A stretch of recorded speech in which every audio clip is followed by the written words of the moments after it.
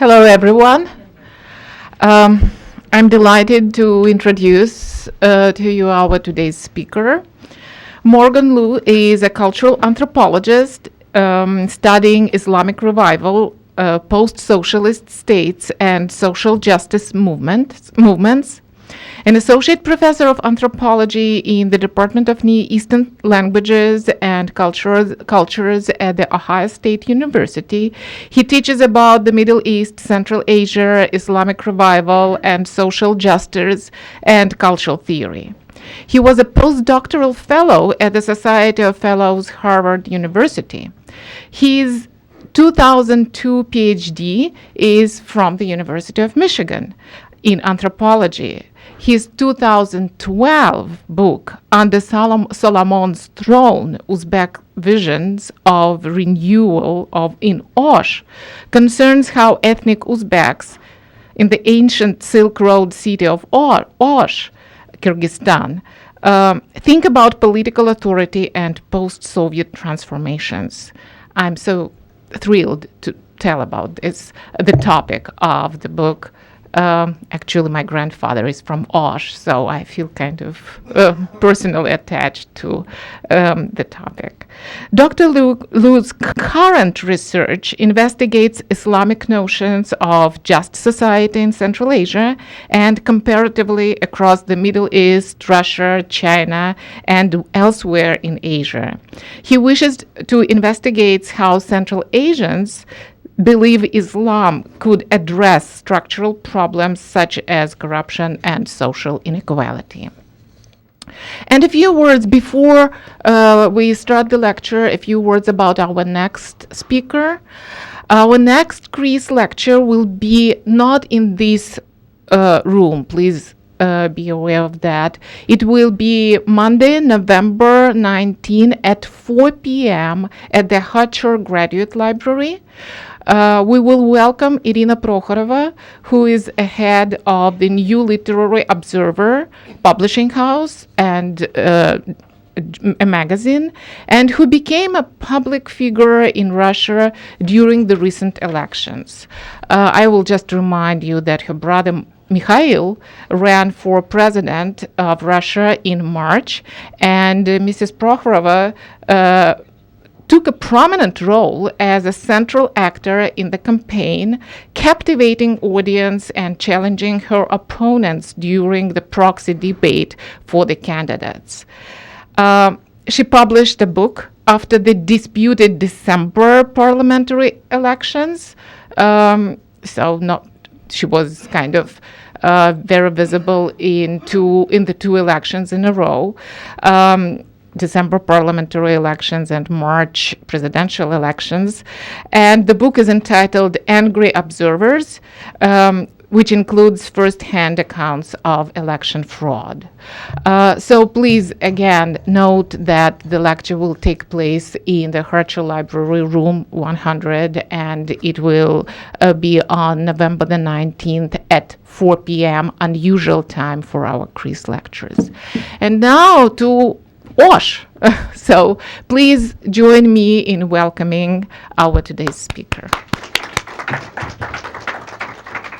Thank you very much, Olga. I want to thank the CREASE and the International Institute for inviting me. It's not just another gig for me because, as Olga mentioned, this is where I was born as an intellectual.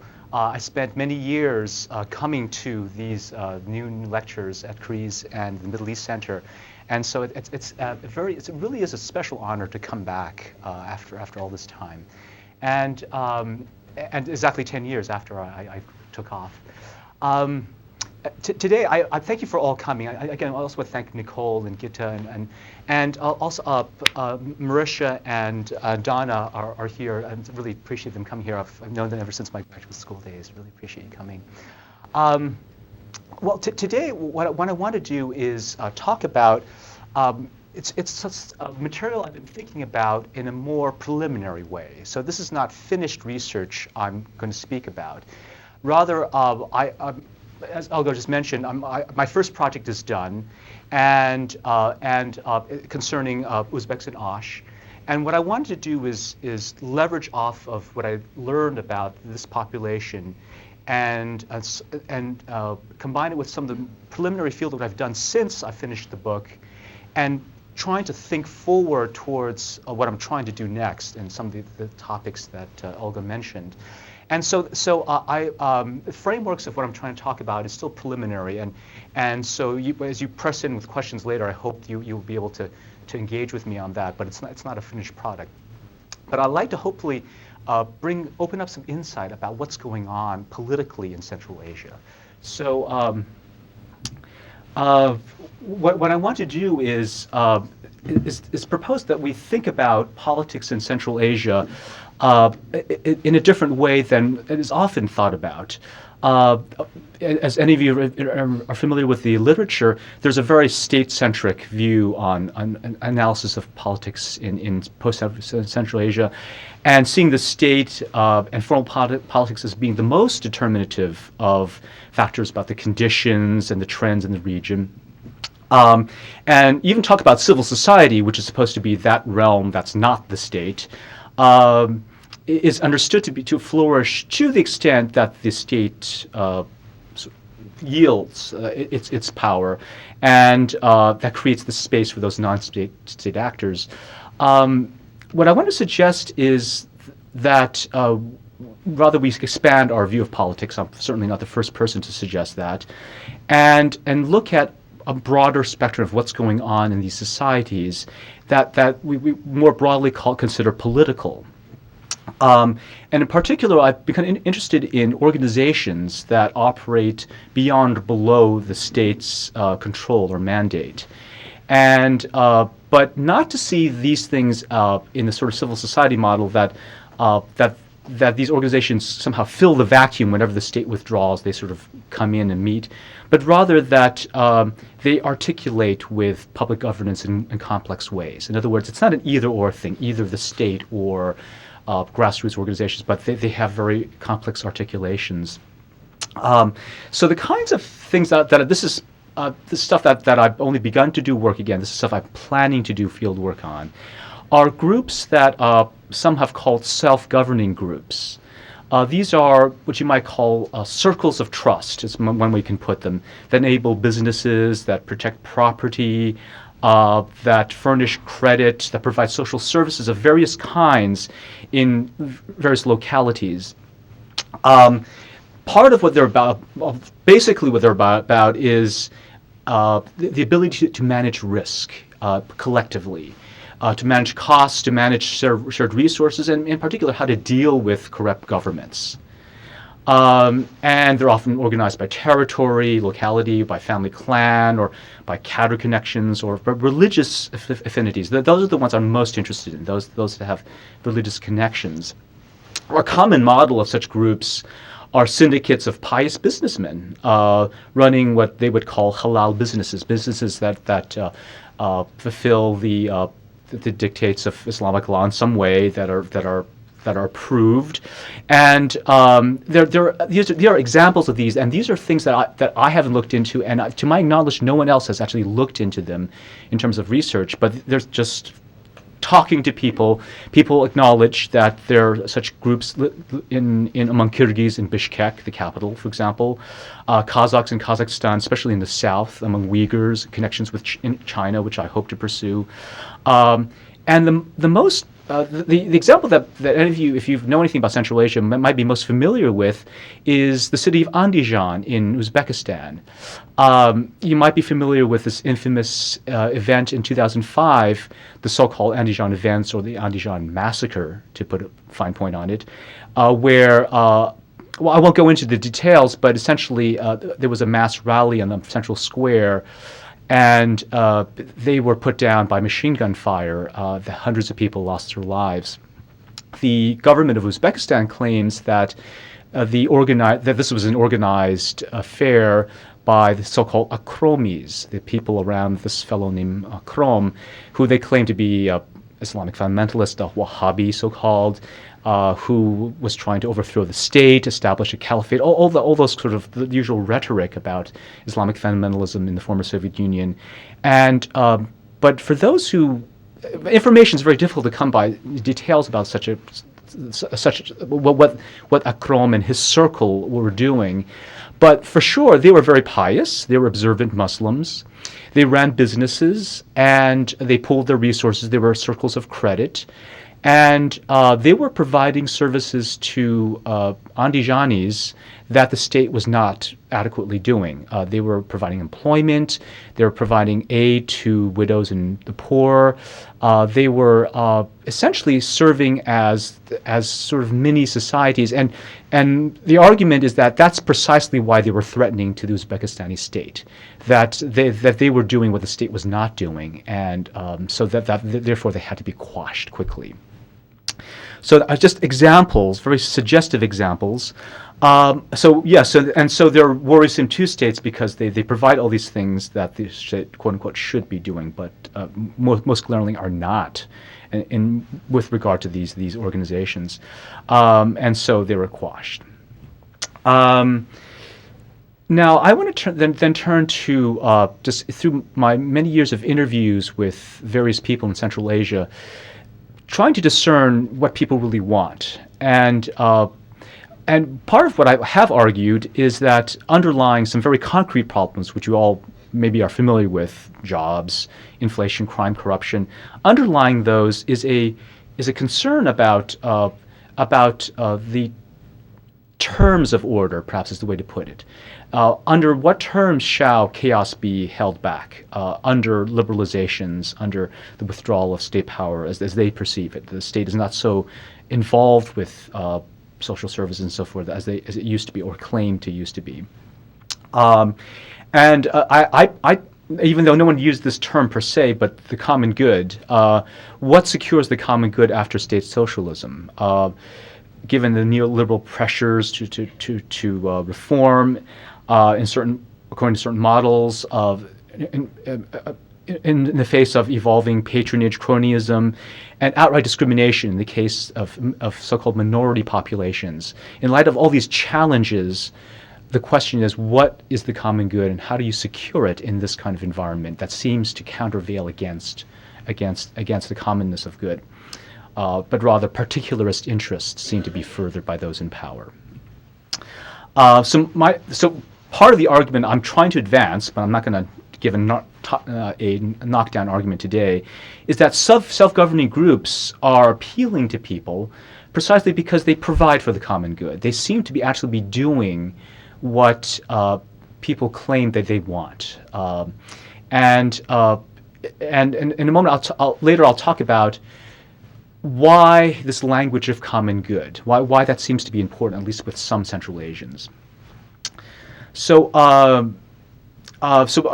today, as Olga says, we're going to focus on ethnic Uzbeks in the Kyrgyz Republic, or Kyrgyzstan, in the cities of Osh and Jalalabad, where I've done my work.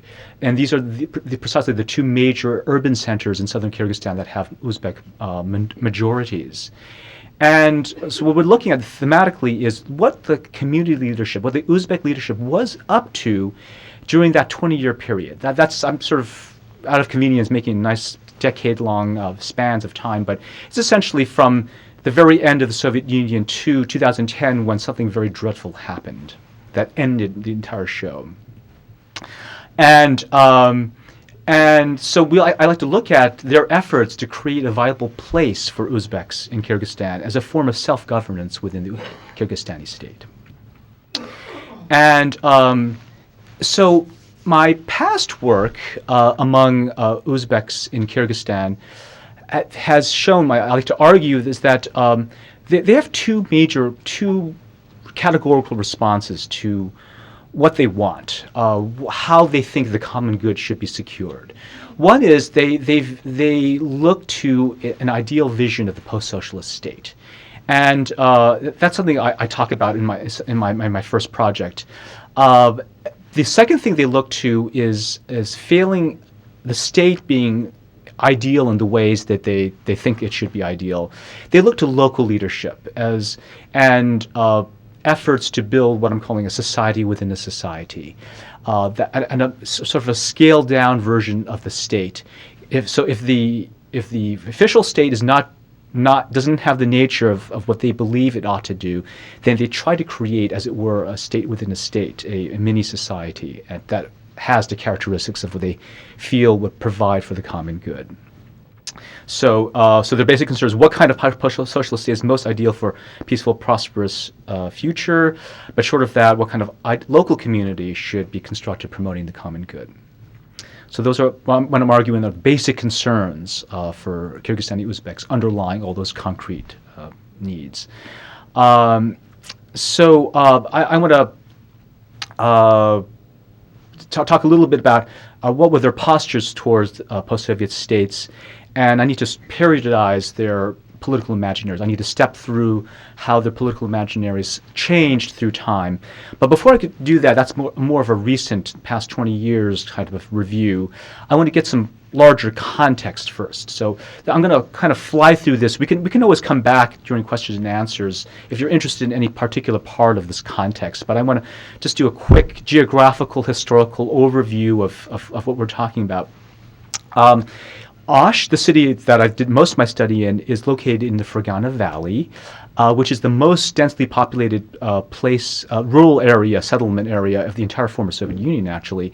Problematically divided between 3 republics and with disputed borders and enclaves. This is a wonderful topographic map, which I love because it really brings out in relief the altitude of the mountains surrounding it. The valley really is very secluded and accessible only on the west here coming out.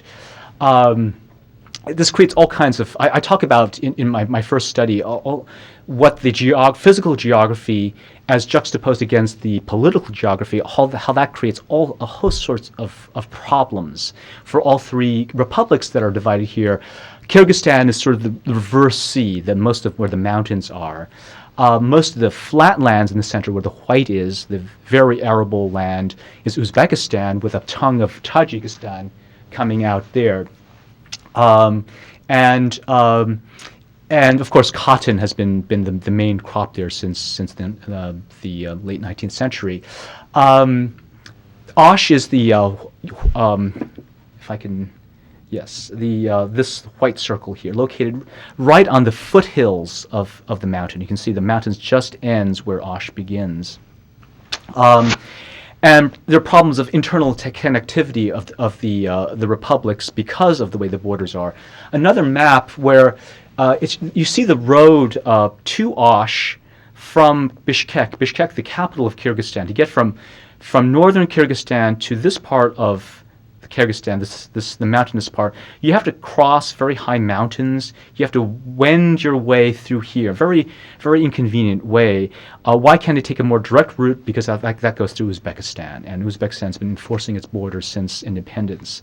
During the Soviet period, the routes went more directly, cut through the valley, but that couldn't be done anymore.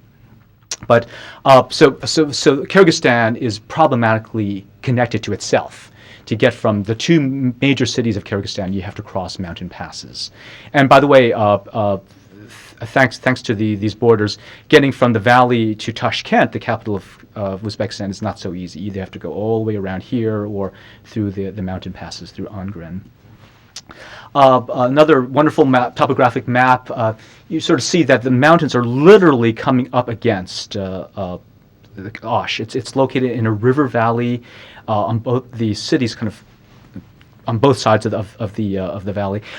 What this matters in terms of politics is that every square meter of this whole area is counted. It's used for something, because either you're an urban settlement, or you are what used to be collective farmlands, or you are settlements, or your mountains, or industrial zones. So it's a very much a zero-sum game of how land is used. It's very tight, and indeed, I'm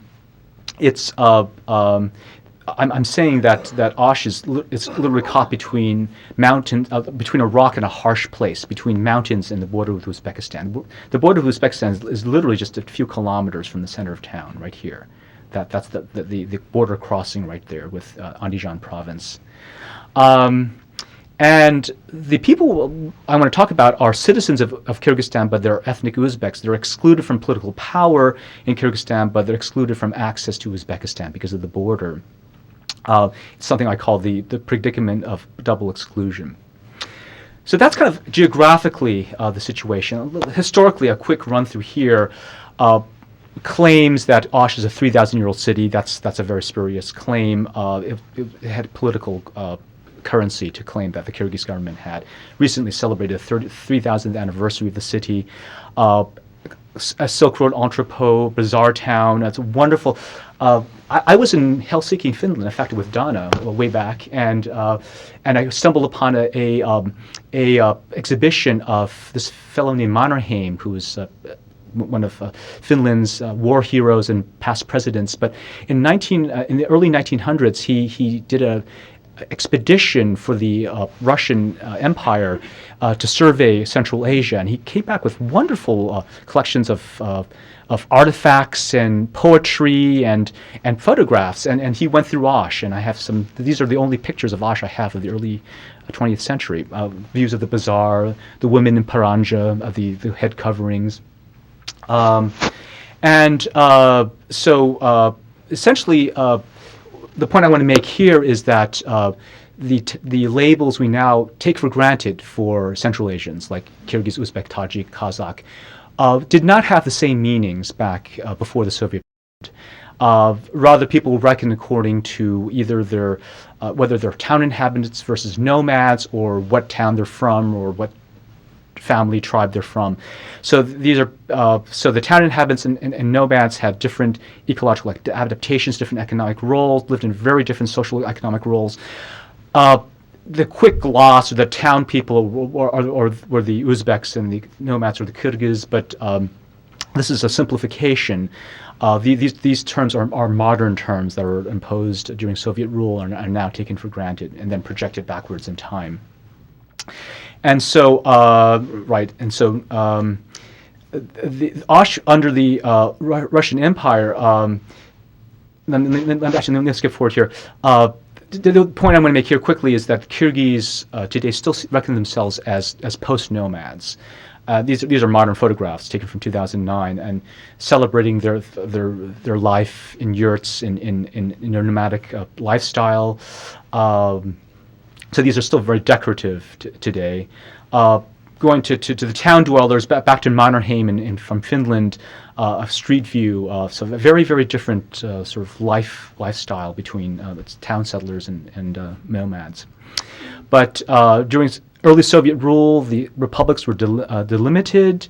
Osh was put under the Kyrgyz Soviet Socialist Republic. I won't go into why, but we can talk about that later.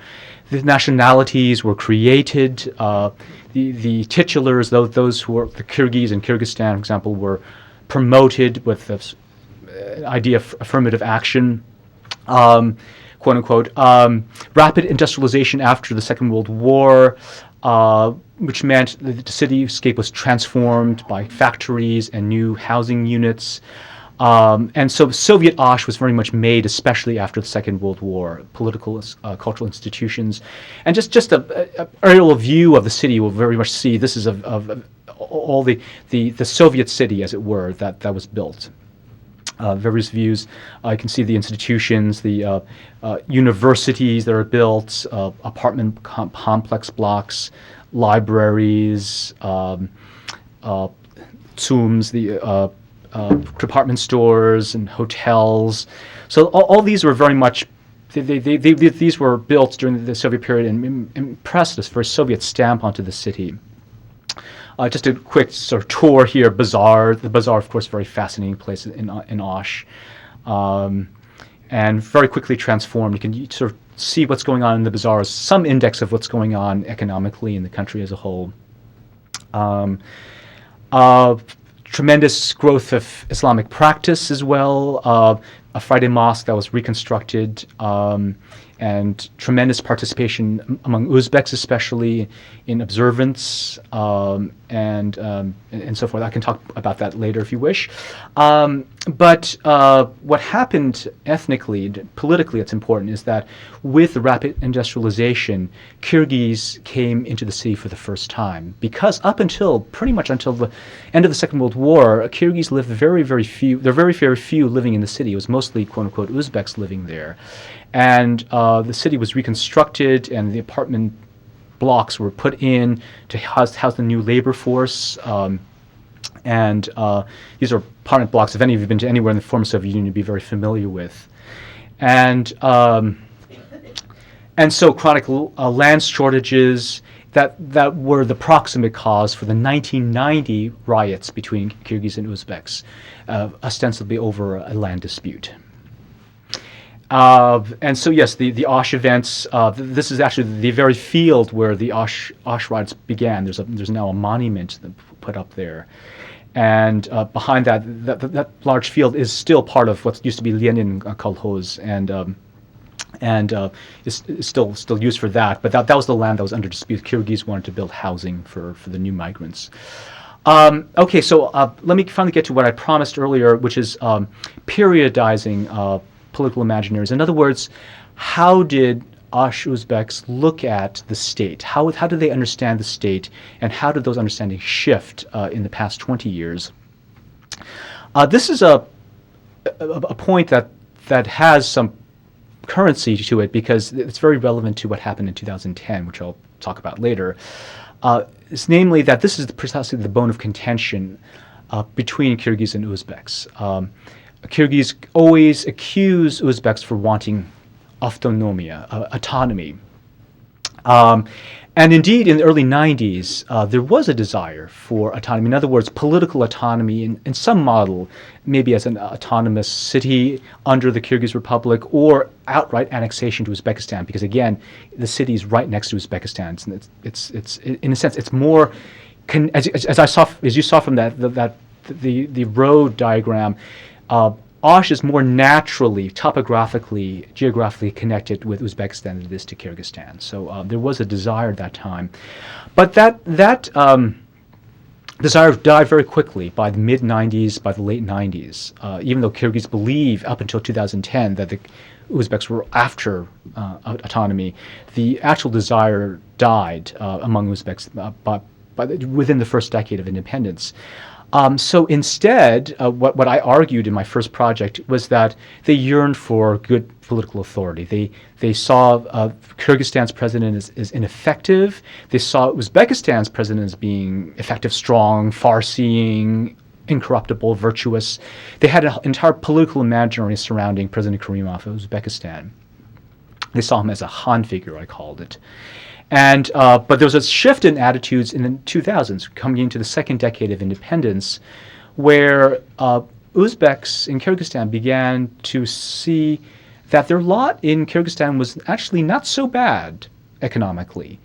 And they saw that in Uzbekistan, which took a very different course in terms of reforms.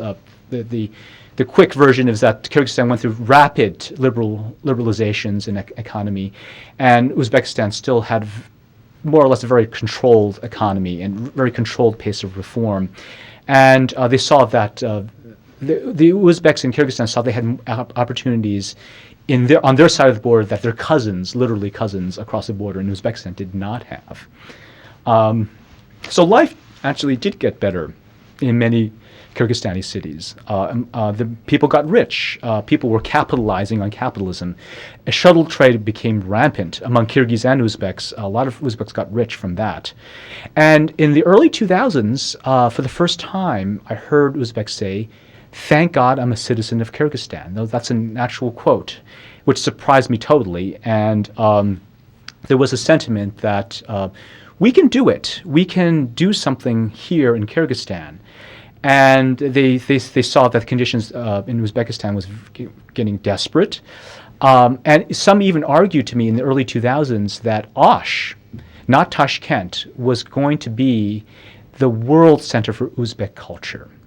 because there's freedom of expression in Kyrgyzstan.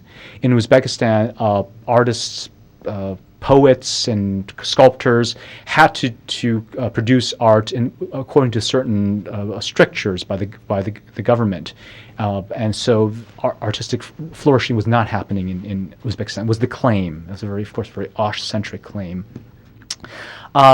So I found by the mid-2000s a real desire to make life work in Kyrgyzstan. That's why the 2005 Andijan massacre was so deeply traumatic for Uzbeks in Kyrgyzstan. I argue in a paper that I went to Osh just a few months after the massacre. The massacre again was when President Karimov opened fire on what many people claim to be unarmed, peaceful demonstrators for better conditions in Uzbekistan. He mowed them down with machine gun fire. I did talk to people who were there on the square when it happened. But what actually happened was a subject of tremendous dispute among Uzbeks in Kyrgyzstan just months after the events happened. I found that it was almost after interviewing a lot of people, I never heard the exact same story twice about even what happened on Babur Square in Andijan that day. But mostly they follow two meta-narratives, sort of two overall narratives. One was very pro-government and one was very anti-government, as you might imagine. But the point for us right now, though, is that whereas before I was arguing, especially during the 1990s, that Uzbeks had a very fervent and almost unanimous acclaim for Uzbekistan as a model post-socialist state, and its President Karimov, as the ideal ruler, as the Khan figure. That unanimity was shattered by the 2005 events. It came to a point where Kyrgyzstani Uzbeks felt we were on our own because Kyrgyzstan is not taking care of us. We are treated as pariahs. We are not ethnic Kyrgyz. We're discriminated against as quote-unquote ethnic minorities. But now Uzbekistan treats us as enemies. In fact, as President Karimov increased the border regime, he decreased the mobility of Uzbeks to cross the border into Uzbekistan for marriages, for college educations, for business ventures. The border became more and more less and less porous. That Kyrgyzstani Uzbeks felt that they were being shut out, they're being treated as enemies. And again, these are actual quotes.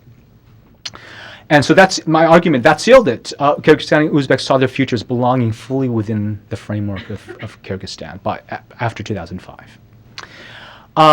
So again, back to the question. This is under the bigger question: what kind of post-social state are they looking at? So again, to review. They saw it as being led by a Khan figure, a benevolent despot, an idea prevalent in the 90s. That's really what my book partly talks about. But that consensus was fragmented was shattered into a kaleidoscopic variety of postures towards these different states afterwards. I'm now going to turn then. So that's the big picture concerning what kind of post-social state they would see as most ideal. I want to now turn, now that that vision for ideal post-social state seems in tatters, that there's nowhere they can look for a well-run post-social state in their view. Kyrgyzstan is not going to be it. Uzbekistan is not going to be it, especially after 2005. So then my argument says that's when they focus their energies to local communities, to constructing provisions that further the common good at a much scaled down level. Building the society within the society. Now I want to step through sort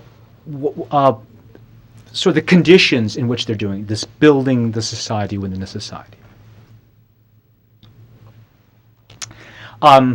There were tremendous constraints to what kind of mobilization, what kind of organization you can do as an ethnic Uzbek in Kyrgyzstan, because at any moment you can be convicted of the worst political sin that can be convicted, which is millatçilik, nationalism. That if you seem to be a little too fervent, a little too organized, a little too powerful in your organization, then you know that Kyrgyz authorities are going to shut you down. So that's one. So conventional mobilization had tremendous constraints. So what did they do instead? So this is what I want to step through a bit now. They were doing several things. The Uzbek leadership in Kyrgyzstan, 1992 2010, they were building urban institutions that served Kyrgyzstani Uzbeks. So they built what they called cultural centers. Culture, very, very safe word, right? It's not political, it's a cultural center that promotes Uzbek culture, because after all, even under Soviet nationality policy, every nationality gets its own culture, right? It gets the right to pursue its own culture through theaters and film and dance and music. Safe stuff, right? There's a provision for that. They constructed centers of Uzbek language media, newspapers, and television.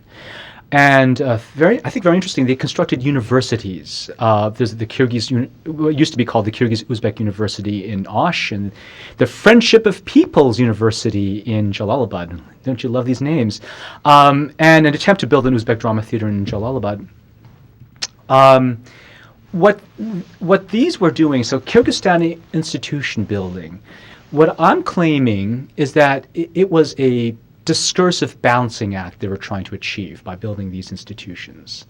So on one hand, they're doing these two things. They're providing the Uzbek community with services that they claim they were being underserved about.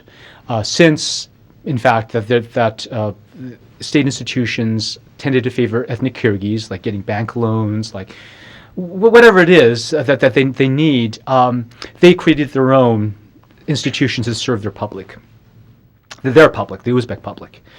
Also, it addresses the perceptions of ethnically keyed injustice. Of course, they don't say that, but they simply are filling a need, but it's very understood that's because the Kyrgyzstani state is not doing them.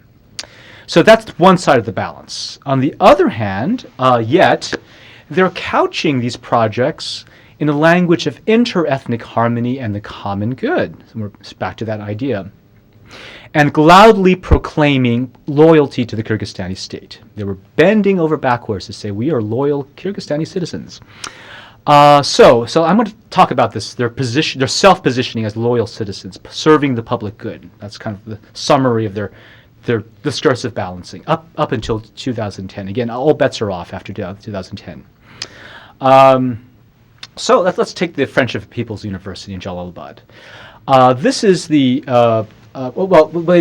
I spent quite a lot of time there in 2009, hanging out there with students and faculty. They're very quick to boast orally and on their website and their brochures that they've got students of all ethnicities attending there. They're not an Uzbek school. They're a Friendship of Peoples University.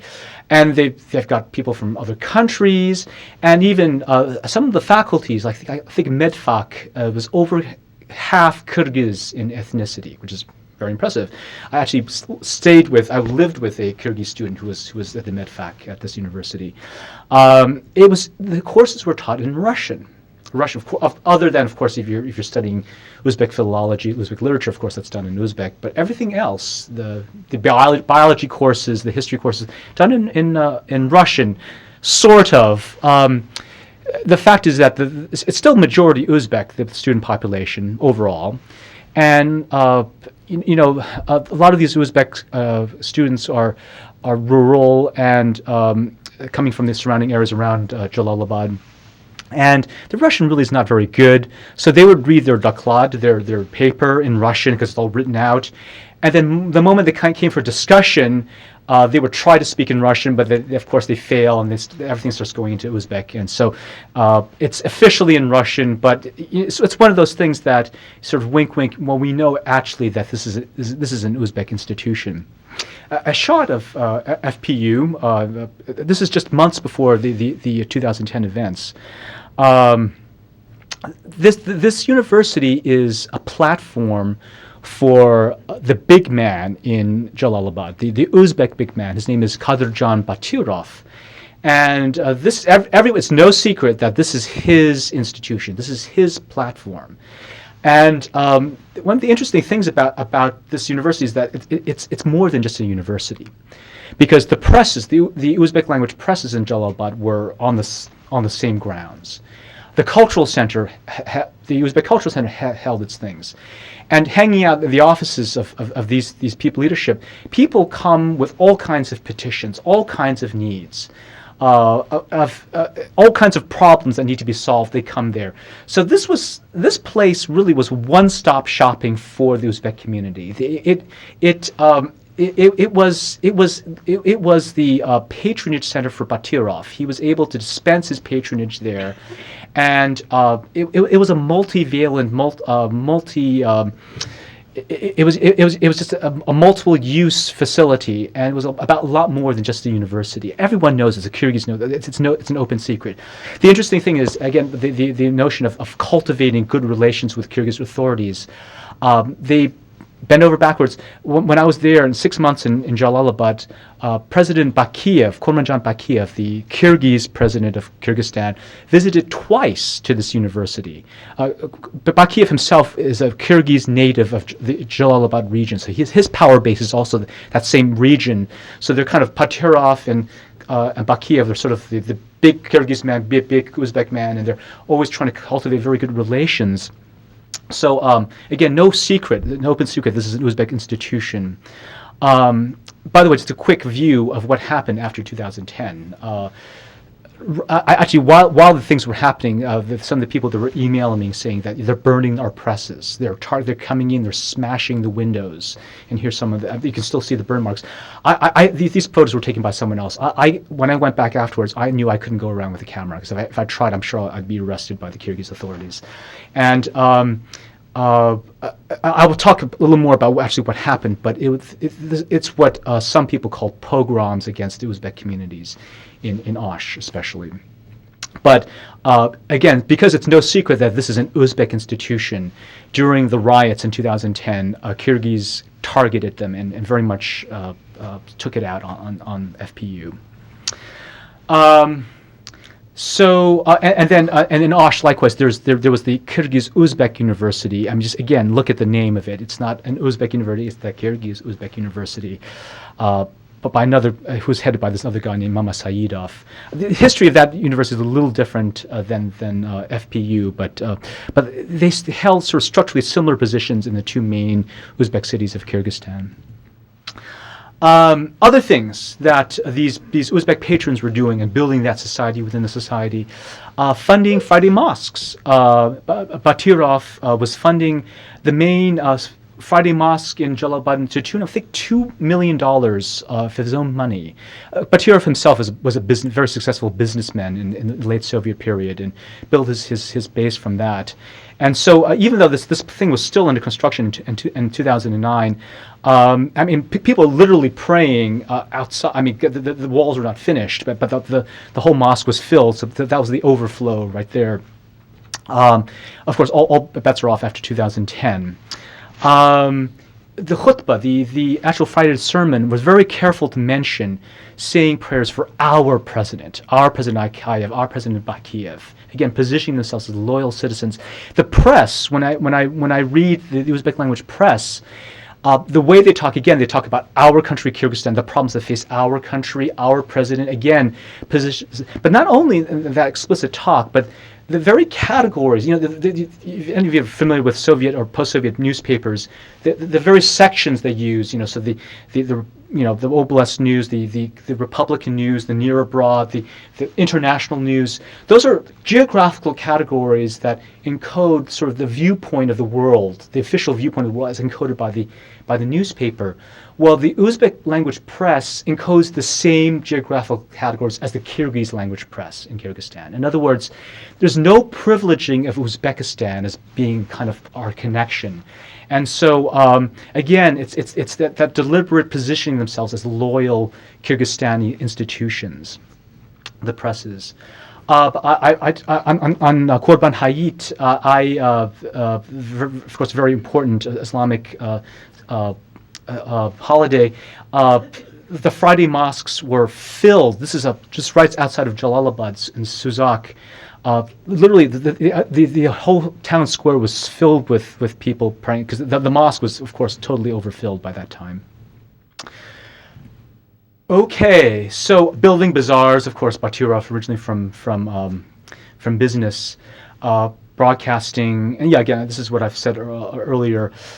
Maison newspaper in Osh, Didor in Jalalabad, featured news from a Kyrgyzstani viewpoint of view. Yeah, so just a view of these are the two main editors of the two main Uzbek newspapers in Jalalabad, and just a view of Maison, the Osh newspaper. Yeah, and a final thing I want to say about building society within society here is that during the 2009 parliamentary elections, that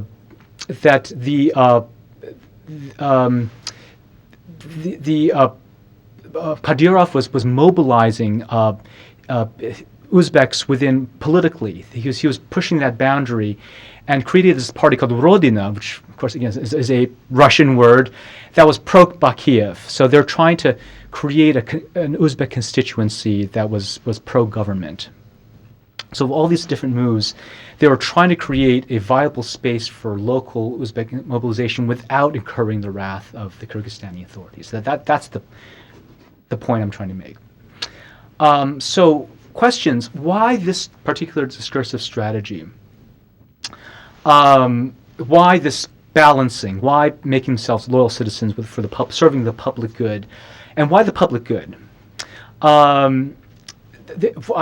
like to argue that partly there was already this propaganda being circulated. President Kayev during the 1990s was talking about Kyrgyzstan as our common home, and I think this is trying to leverage off of that rhetoric.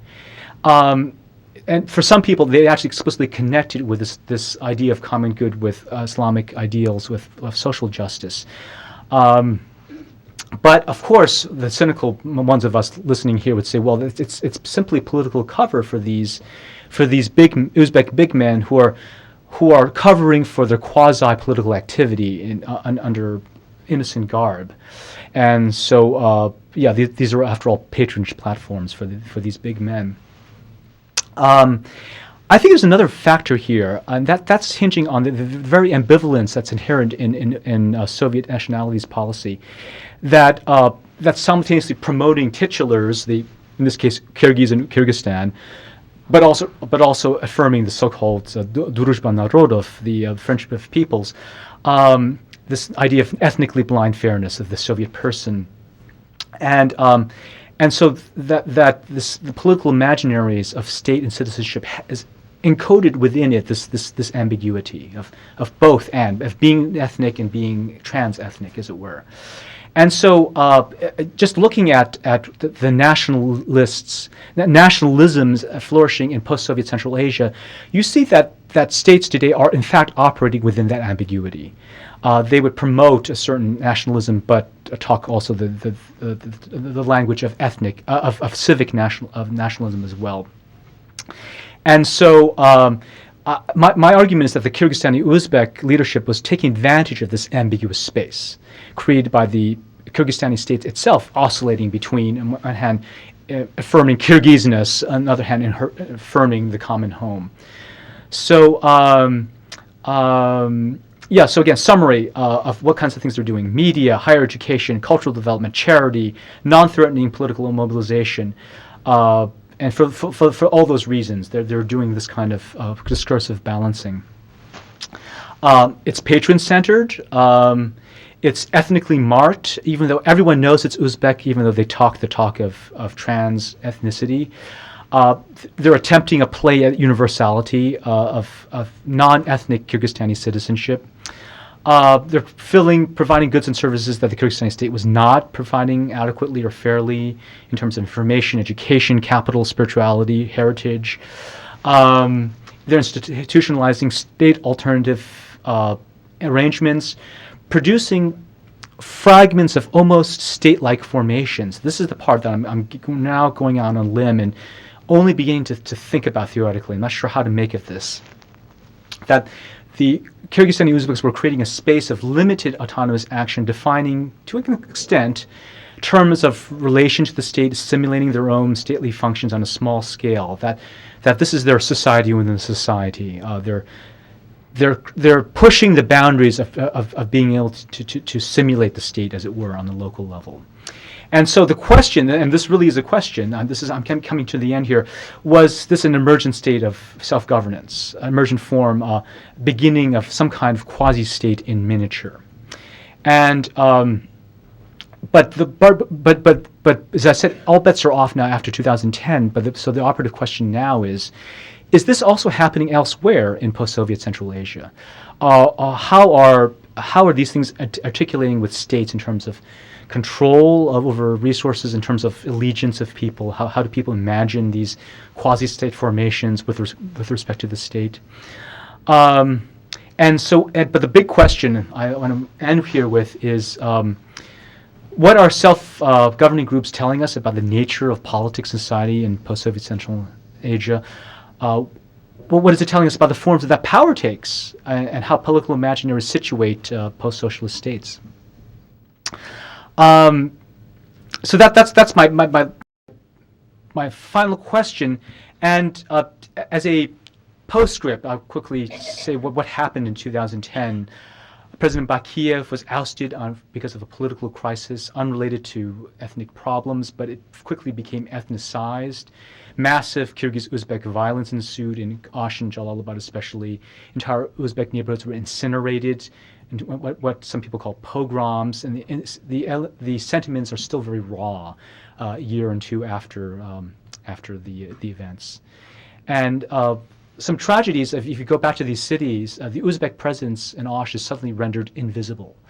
The cities suddenly become Kyrgyzified. There's a sense of powerlessness, of pragmatic resignation among the Uzbeks there. There's no effective leadership operating among Uzbeks in Kyrgyzstan. People say they're either in jail or they fled or they were killed. And so currently people just coping on small levels, and there are no communal projects. So this society within a society came to an abrupt end in 2010. So parting slides, what's next for Uzbeks and Kyrgyzstan? What are the prospects of self-fashioning a viable space? Are they dead? So on that very drab note, I have to end. Thank you.